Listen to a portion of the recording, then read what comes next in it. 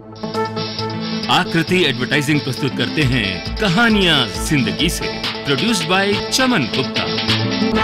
दोस्तों, प्रस्तुत है कहानी ऋण मुक्ति की बात, लेखिका रंजना शर्मा। दोस्तों, जिंदगी में हम खुद अनुभव करते हैं कि हर कोई किसी न किसी का ऋणी होता है। कुछ ऋण पैसे के होते हैं तो कुछ संवेदनाओं से जुड़े होते हैं।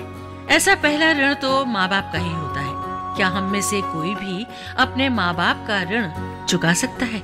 नहीं ना। इसी तरह की बात जीवन में कहीं और भी हो सकती है, जहाँ हम ऋण चुकाना तो दूर निःशब्द भी हो जाते हैं। इलाहाबाद में एक युवा व्यापारी यानी बिजनेसमैन बिजनेस के क्षेत्र में उभर कर आए हैं। बहुत कम समय में उन्होंने शून्य से शुरू कर करोड़ों का व्यापार करना शुरू कर दिया है। उनसे मिलने तो अब पत्रकार भी पहुंचने लगे हैं। अरे हाँ, नाम भी तो सुन लीजिए। उनका नाम है अरुण यादव। अरुण जी, मुझे जहाँ तक मालूम है आपके पिताजी ने साहूकारों से ऋण लेकर आपको पढ़ाया लिखाया। जी। अब तो आप खुद एक सफल बिजनेसमैन बन चुके हैं, तो अवश्य ही सब ऋणों से मुक्त हो गए होंगे।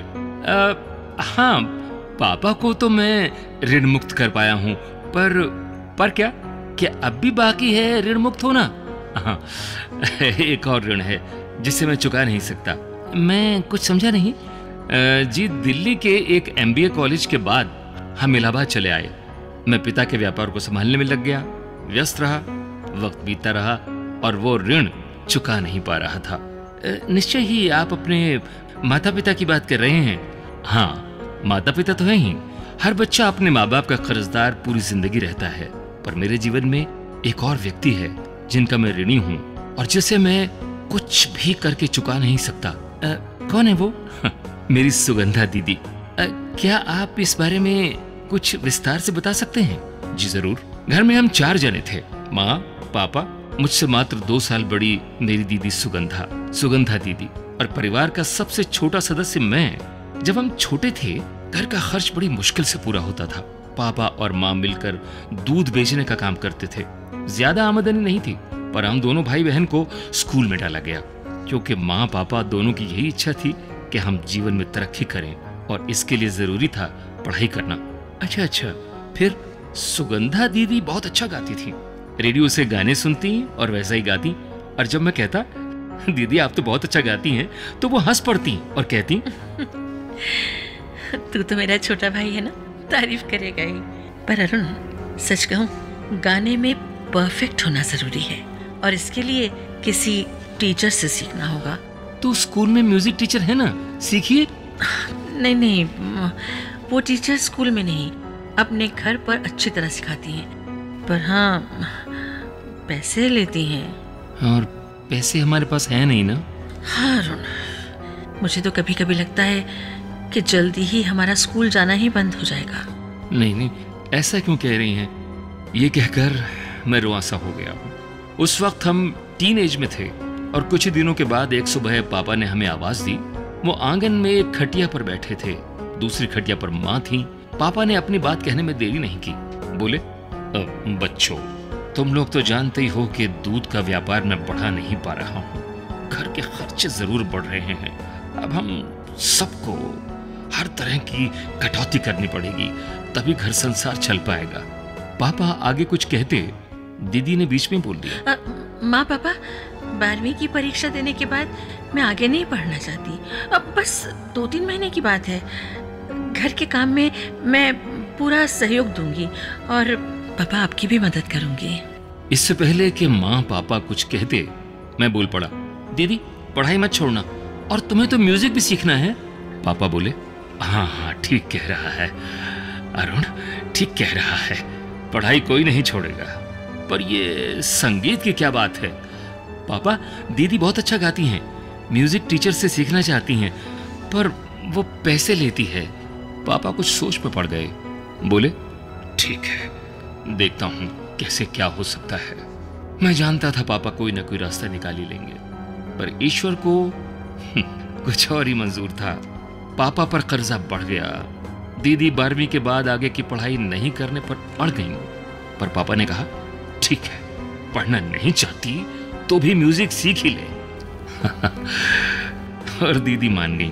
12वीं के बाद मैंने भी दीदी की तरह आगे की पढ़ाई न कर घर के काम में ही सहयोग देना चाहा। वैसे दिल से मैं MBA करना चाहता था। घर की हालत देखकर मैं घबरा गया था। ऐसे में दीदी ने मेरा हौसला बढ़ाया। पापा ने एडमिशन करवा दिया, खुद लोन लेकर। उसके बाद मेरे बाकी खाने पीने के खर्चे का इंतजाम दीदी करने लगी। वो म्यूजिक टीचर की एक संगीत मंडली में शामिल हो गई। दीदी ने मुझसे कहा, अरुण मेरे भाई देख, तुझे खूब अच्छी तरह पढ़ाई करनी है। मैं बड़ी हूं ना, तो पापा को सहयोग देना और तेरा भी ध्यान रखना मेरा फर्ज है।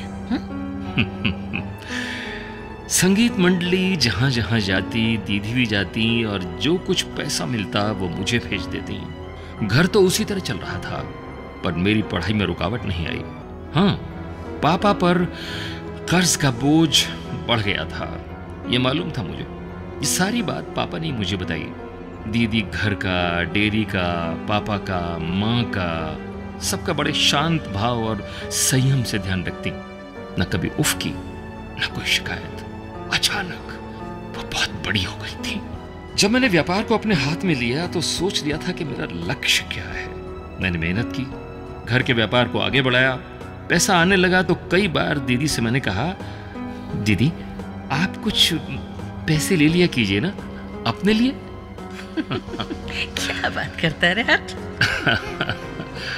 और वो हंसकर डालती थी। घर का सब हिसाब किताब वही रखती, हर किसी का ध्यान रखती, पर खुद के लिए न पैसे लेती न कुछ और। हाँ, तब वो अपनी कमाई को सेव करने लगी थी। मैं अगर जिद करता कि ये ले लीजिए वो ले लीजिए तो वो कहती, अरे मेरे लल्ला, मेरे भैया, जब जरूरत होगी मांग लूंगी ना तुझसे। पर वो दिन कभी नहीं आया। माँ गुजर गई तो दीदी मानो घर की माँ बन गई। दीदी उन लोगों में से हैं जो दूसरों की थाली से खाना नहीं चुराते, बल्कि अपनी थाली से दूसरों को निवाला देकर संतुष्ट हो जाते हैं। मेरे साथ भी उनका ऐसा ही व्यवहार है। मैं इस प्यार का, स्नेह का, अपनेपन का, त्याग का ऋणी हूं। मैं ऋण चुकाने की हिम्मत भी नहीं कर सकता।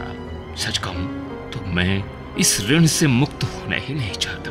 उनका सामीप्य मुझे हौसला देता है, जमीन से जोड़े रखता है, हर किसी से विनम्र रहना सिखाता है। कड़ी धूप में पेड़ का साया है मेरी दीदी।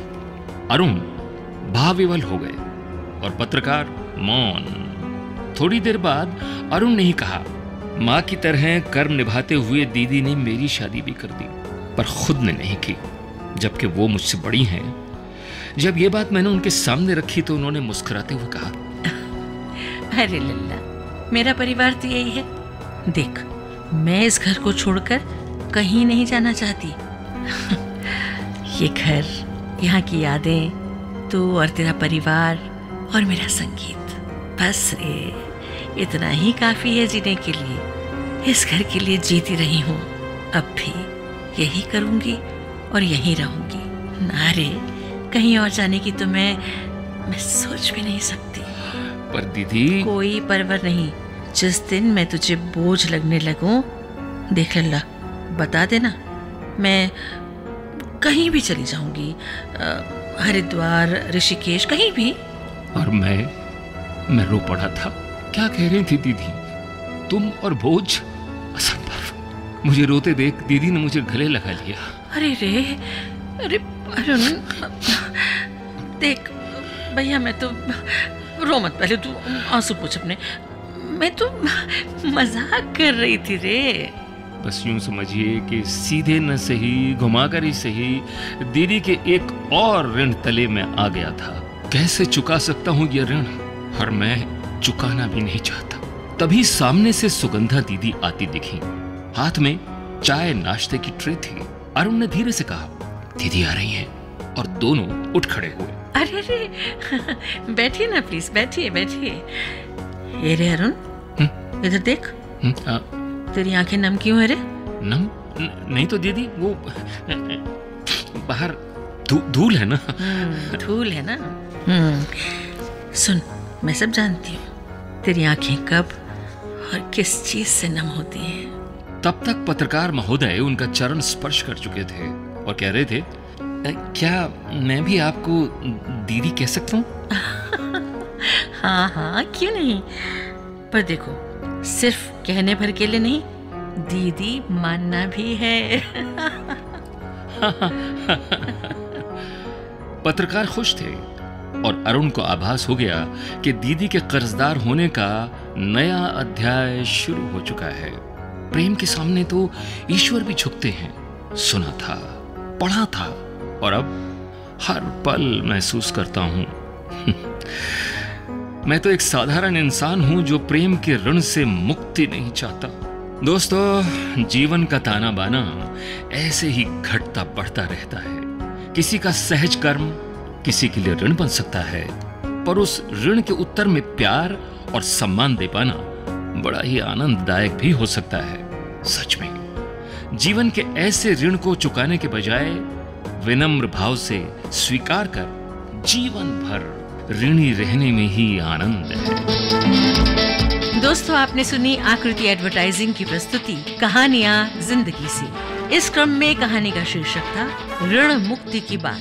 हम उम्मीद करते हैं कि आपको हमारी कहानी जरूर पसंद आई होगी। पसंद आने पर लाइक करें, और हाँ, अगर आपने चैनल को सब्सक्राइब नहीं किया है तो आप जल्दी से चैनल को सब्सक्राइब करें और बेल आइकन के बटन को जरूर दबाएं, ताकि हमारी आगे आने वाली नई नई कहानियों की नोटिफिकेशन आपको सबसे पहले मिलती रहे। दोस्तों, हमारी जिंदगी से नित नई कहानियां पैदा होती हैं। यदि आपकी जिंदगी की भी कोई संवेदनशील कहानी या अनुभव है और आप चाहते हैं कि उसे लोगों तक पहुंचना चाहिए, तो अपना कॉन्सेप्ट यानी संकल्पना अधिकतम 200 शब्दों में लिखकर हमें भेजें। पसंद आने पर आपके कॉन्सेप्ट का कहानी रूपांतरण कहानियां जिंदगी से में शामिल किया जाएगा, आपके नाम के साथ। धन्यवाद।